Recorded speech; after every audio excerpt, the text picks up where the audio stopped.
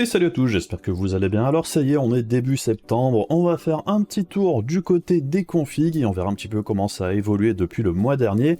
Allons-y, c'est parti. La vidéo d'aujourd'hui est sponsorisée par VIP-YourCDKey.com. YourCDKey, c'est un site de vente de clés pour des logiciels, mais aussi des jeux, et ils vendent aussi un petit peu de matériel. Mais ce qui nous intéresse particulièrement aujourd'hui, eh bien, ce sont les clés Windows. Et les clés Windows, vous pouvez voir qu'il y en a de plusieurs sortes. Il y a des clés pour Windows 10, mais aussi pour Windows 11. Mais ce qui est important de retenir, c'est aussi que les clés pour Windows 10 permettent également d'activer Windows 11. Ça fonctionne pour les deux. Donc vous voyez qu'actuellement, une clé pour Windows 10 OEM est en vente à 18,70 €, mais si vous la mettez dans votre panier avec le code de la chaîne VC25, ça vous fait une réduction qui vous amène le prix à 14,02 €. Vous pouvez passer ensuite au moyen de paiement, et ici on a plusieurs choix. Personnellement, moi je préfère passer par PayPal, et une fois le paiement réalisé, vous vous retrouvez dans votre compte utilisateur, vous cliquez sur voir la clé secrète, et ça vous redirige vers votre clé Windows que vous retrouvez ici. Ensuite, il ne reste plus qu'à copier la clé et d'aller dans le centre d'activation de Windows, vous rentrez votre clé ici, et vous cliquez sur suivant, et votre clé est activée. Et voilà, c'est aussi simple que ça. Encore une fois, un grand merci à YourCDKey pour sponsoriser la vidéo, et si vous voulez soutenir la chaîne, n'hésitez pas à passer par le site pour vos clés avec mon code VC25, ça m'aide aussi concrètement, et si vous le faites, je vous en remercie.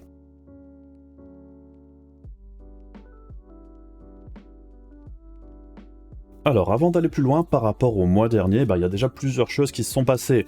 On a certaines promos qui étaient quand même particulièrement intéressantes il y a un mois, comme par exemple le Ryzen 5600 à environ 170 € en neuf, qui était un excellent prix, qui n'est plus disponible à l'heure actuelle, donc déjà ça faut le remplacer par autre chose et c'est pas forcément super évident. Le mois dernier on a aussi vu passer quelques belles promos du côté des GPU, comme par exemple la RTX 2060 à 250 balles, qui n'est malheureusement plus disponible à l'heure actuelle. C'est pareil, on trouve toujours des RX 6600 aux alentours des 300 €, on en a vu aussi à environ 280 balles pendant un moment. Là actuellement on est plus aux alentours des 300-320. Évidemment du coup ça fait monter le prix des configs, ce qui fait que pour le même prix, c'est un petit peu moins bien que le mois dernier. Malgré tout, si on cherche à droite à gauche d'autres promos plus ou moins intéressantes, au final, on s'y retrouve plus ou moins au niveau du tarif total. Il y a peut-être une petite augmentation, mais dans l'ensemble, on s'en tire quand même avec une config plutôt performante à un tarif qui peut quand même être plutôt serré.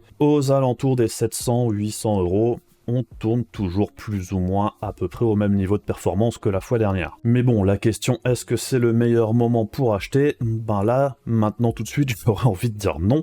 Par contre, ça pourrait tout à fait évoluer pendant le mois de septembre, et aussi particulièrement au mois d'octobre, enfin, octobre-novembre, aux alentours du Black Friday, tout ça, c'est là qu'on devrait quand même avoir quelques promos plutôt intéressantes.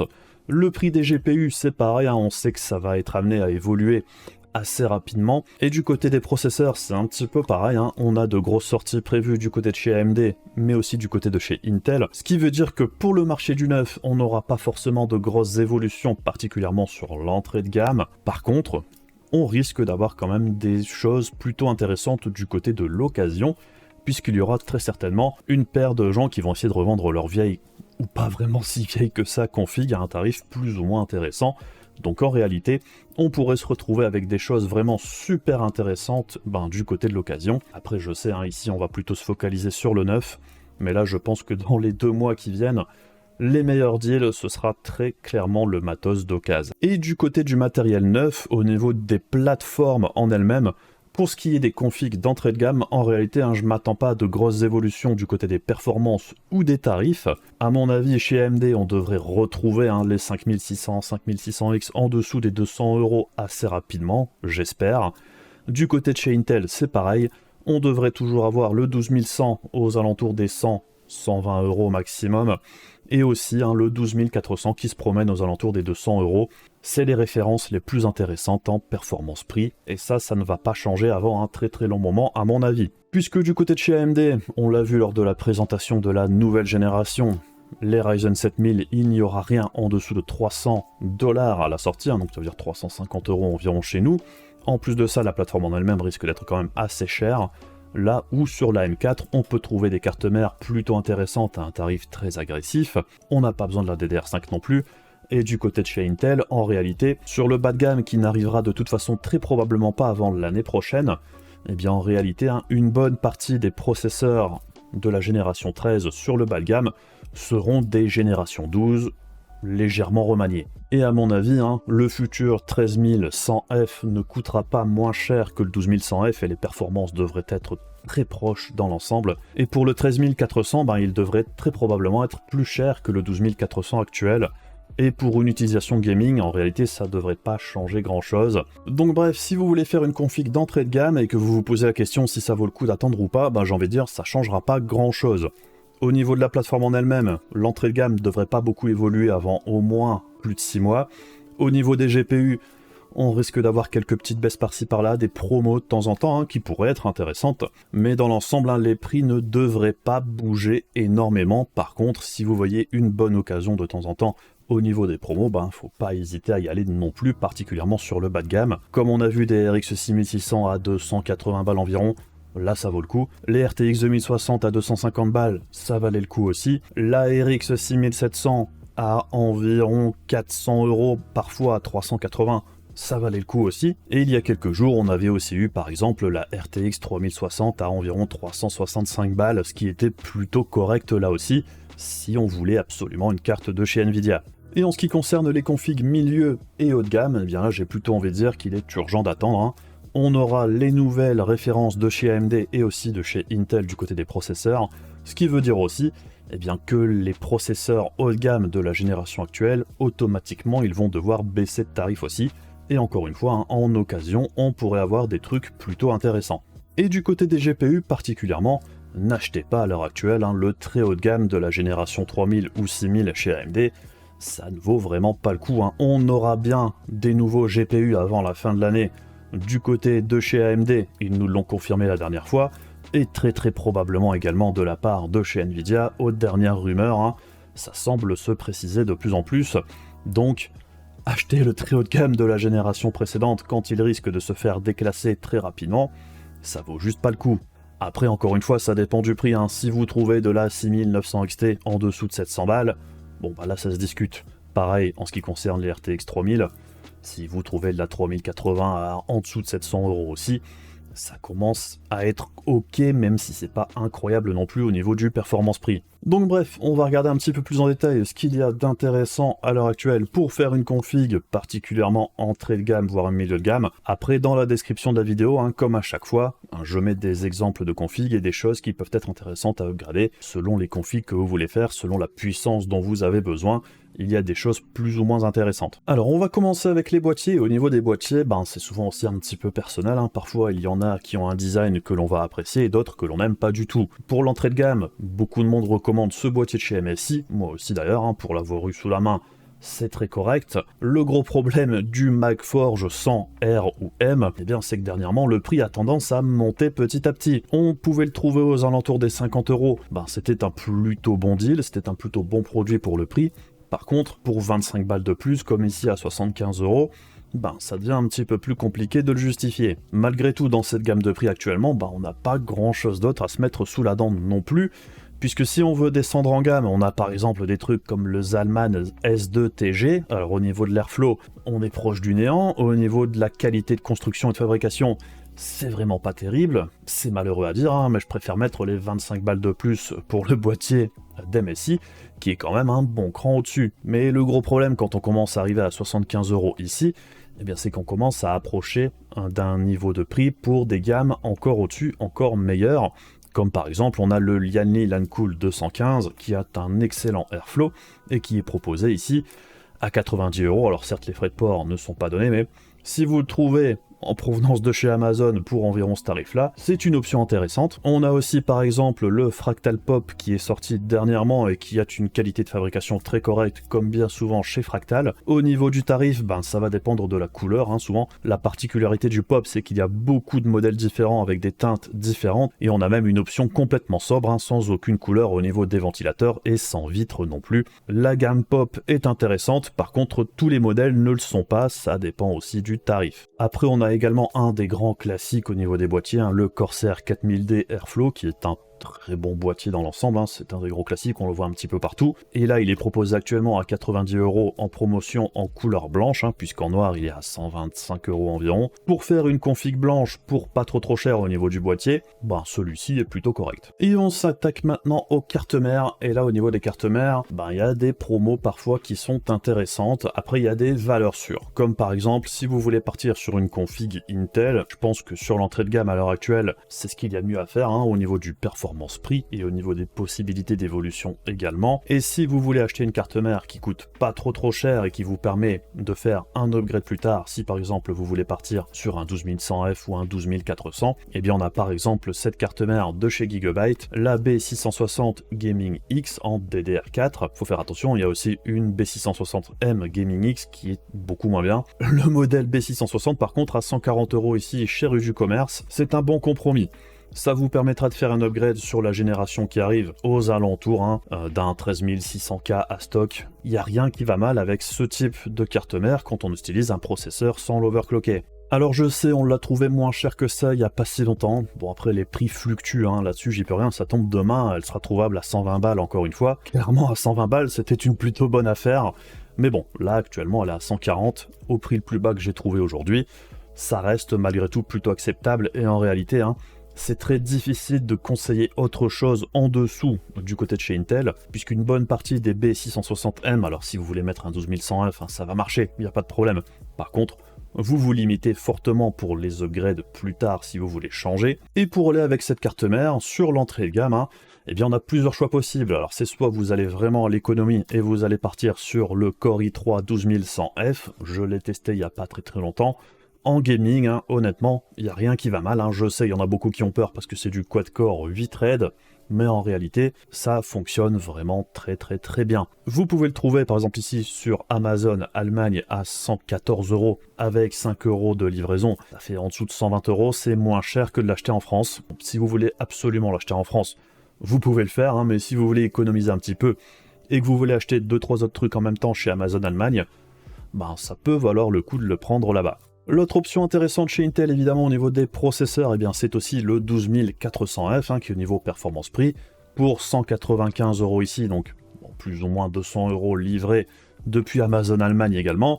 C'est une option tout à fait valable, c'est un équivalent au 5600X. C'est un très bon processeur. Et pour du gaming, évidemment, on va pas atteindre les performances d'un 12600K overclocké ou d'un 12700 et supérieur, mais on n'est pas très loin derrière en réalité. Hein. Ce 12400F, c'est un excellent processeur. Pour du gaming uniquement, il n'y a vraiment pas besoin de plus. On revient du côté des cartes mères, mais chez AMD maintenant, et actuellement, par exemple ici, aujourd'hui, sur Amazon France, hein, on peut trouver cette Asus TUF B450 Plus Gaming 2, pour 83 € environ, et pour le prix, ben c'est vraiment plutôt pas mal. J'ai rien à redire sur cette carte mère à ce tarif-là. C'est du bon matos, ça fera le taf hein, largement, avec un 5600 ou même un 3600.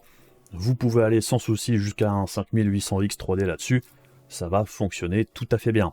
Du côté des processeurs, par contre, chez AMD, ben, c'est un petit peu moins cool que la fois dernière, hein, puisque ce mois-ci, pour l'instant, on n'a pas, par exemple, le Ryzen 5 5600 à 165 € environ, comme la dernière fois. Le processeur le moins cher qui offre malgré tout des performances correctes chez AMD, ben, ce sera le Ryzen 5 5500, ici à 140 €. Bon, ben, on ne le trouve pas vraiment beaucoup moins cher que ça, il n'y a pas l'air d'y avoir énormément de stock non plus sur celui-ci à l'heure actuelle. Malgré tout, pour 140 €, c'est très correct. Ça a les performances relativement équivalentes à un 3600 de la génération précédente, il n'y a rien qui va vraiment mal à ce niveau-là. Par contre, en dessous de 200 balles, chez AMD, on trouve aussi très régulièrement le 5600G. Pour rappel, hein, le 5600G, c'est le même processeur que celui-ci, à très peu de choses près.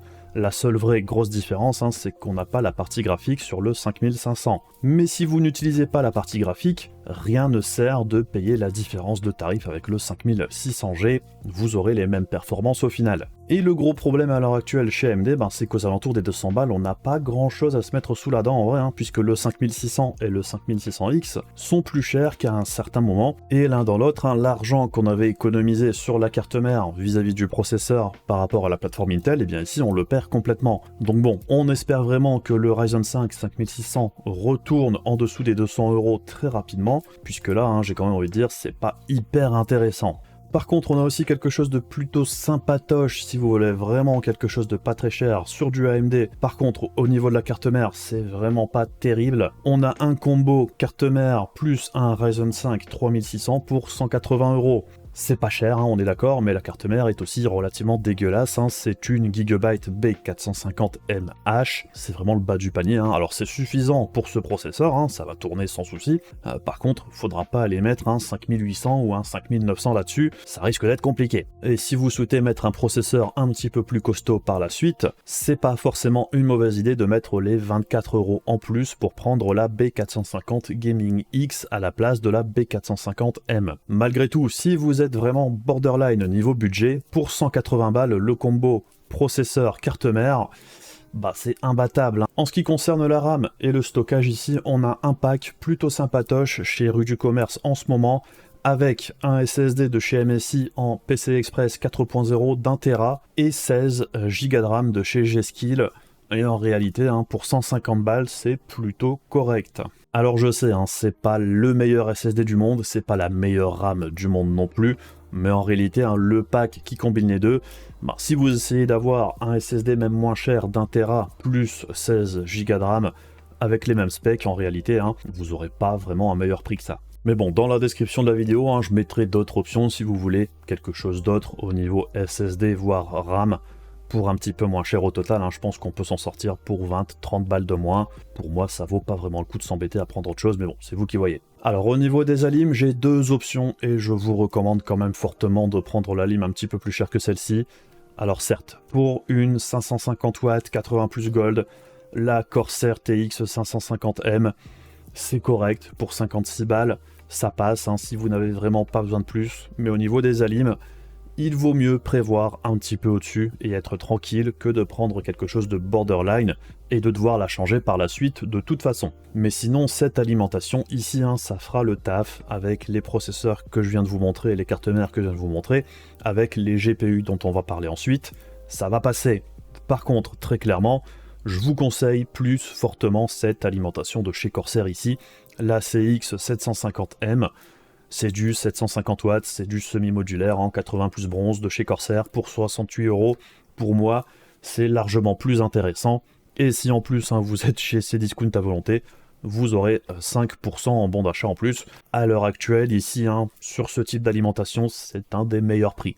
Niveau GPU maintenant, et là c'est là que c'est un petit peu moins bien que le mois dernier. Le mois dernier on avait par exemple la RTX 2060 de chez EVGA pour 250 € livrée. Bon bah là elle est plus disponible pour l'instant, ça ne veut pas dire qu'elle ne reviendra pas en stock à un moment ou à un autre. Hein. La remplaçante, c'est la RTX 2060 de chez Asus pour 290 € du coup. Et autant entre une RX 6600 et une 2060, quand la 2060 est moins chère d'environ 50 balles, j'ai aucun problème à recommander la 2060. Par contre, ici, comme on est vraiment très proche de la RX 6600, pour moi, c'est un petit peu plus compliqué. Je préférerais prendre la 6600 à ce tarif-là. Au niveau de la RX 6600, il y a plusieurs choix possibles. Quand vous l'achetez, faites quand même attention. Si par exemple, vous voyez celle-ci sur Amazon, la RX 6600 de chez XFX, modèle de ventilateur, c'est largement suffisant pour 294 € avec à peu près 9 € de frais de port.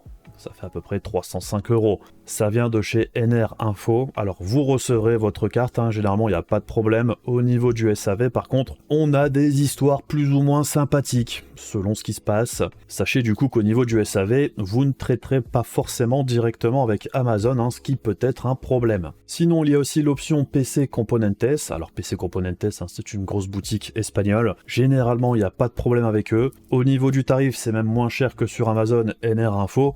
Et en plus de ça, hein, vous aurez les jeux gratuits en plus, puisque là, en le prenant chez Amazon NR Info, je suis pas sûr qu'il y ait l'offre promotionnelle avec. Et si vous voulez l'acheter en France, alors il y a plusieurs options aussi, vous avez Top Achat et Rue du Commerce principalement. Selon les stocks, selon les dispos, ça tourne soit ici à 320 balles, par contre on l'a déjà vu chez Top Achat à environ 280 balles aussi. C'est quand même un écart de 40 balles, c'est pas rien hein, sur ce type de carte. Donc là on est très clairement sur la fourchette haute en France à l'heure actuelle, sur la RX 6600, un petit peu trop cher à mon goût. Malgré tout, si vous voulez pas de prise de tête au niveau SAV et vous voulez traiter avec une boutique française, il n'y a pas de vraiment grosse autre option.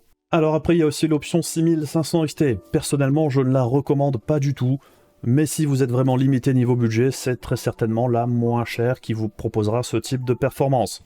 Par contre, la 6500 XT, il y a plein de limitations qu'il est quand même important de rappeler à chaque fois. Il n'y a pas d'encodage vidéo matériel sur la 6500 XT. Ce qui veut dire que si vous voulez enregistrer votre gameplay, si vous voulez faire du montage vidéo, vous n'aurez pas d'accélération matérielle, c'est le processeur qui va tout manger. Et s'il n'y a pas de partie graphique sur votre processeur, ça va être très lent. La 6500 XT n'a que 4 Go de RAM, ce qui veut dire qu'elle est déjà limitée d'office. Pour le futur, ça va vieillir très mal, très vite. Déjà maintenant, au-dessus du 1080p médium, les performances s'écroulent. Et c'est aussi un des seuls produits où on a un problème au niveau des lignes PCI Express. Ici, si vous êtes en génération 3, c'est un mauvais produit.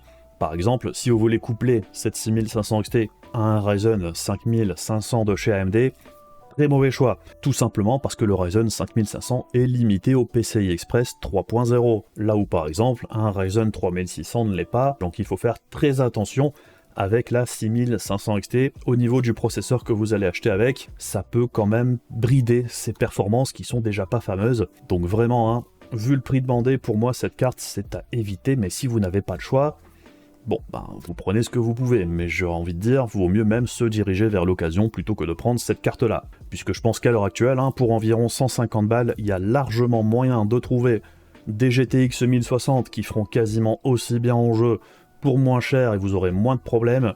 On a aussi les RX 580, 570, ça doit coûter moins cher que ça, et ça offre de meilleures performances dans l'ensemble, et moins de problèmes également. Une autre option par rapport à la 6500 XT, ce serait par exemple ici, la GTX 1660 Super à 240 balles.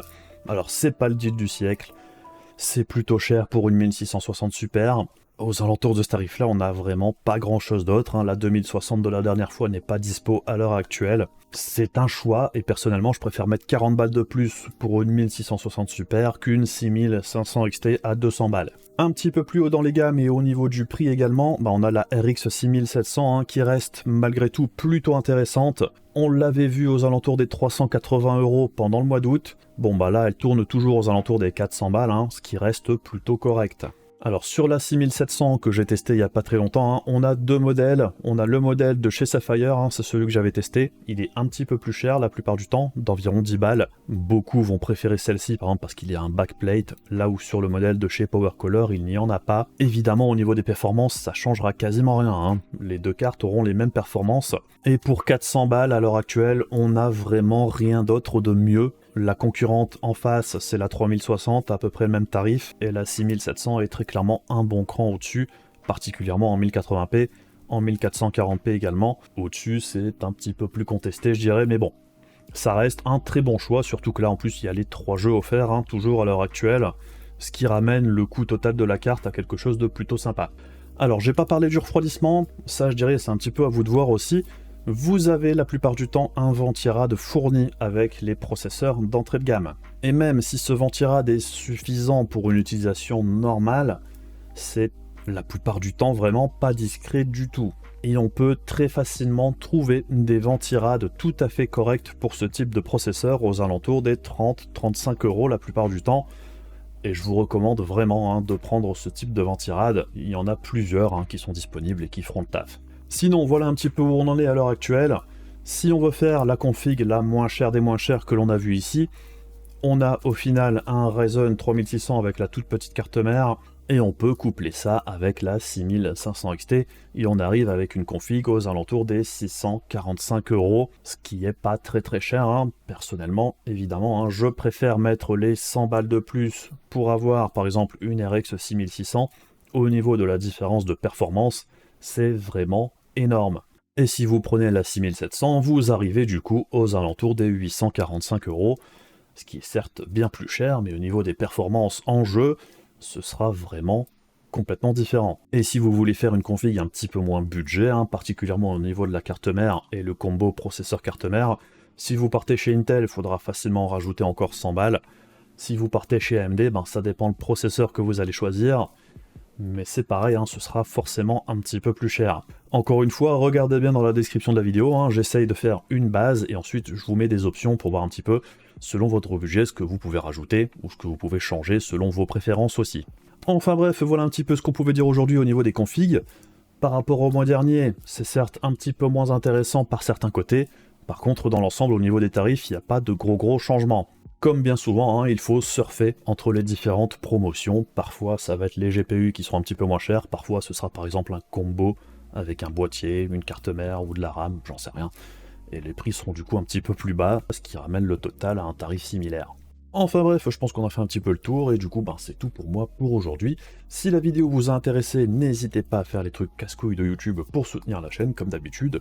Et on se retrouve très prochainement pour d'autres vidéos. Bisous à la prochaine, salut!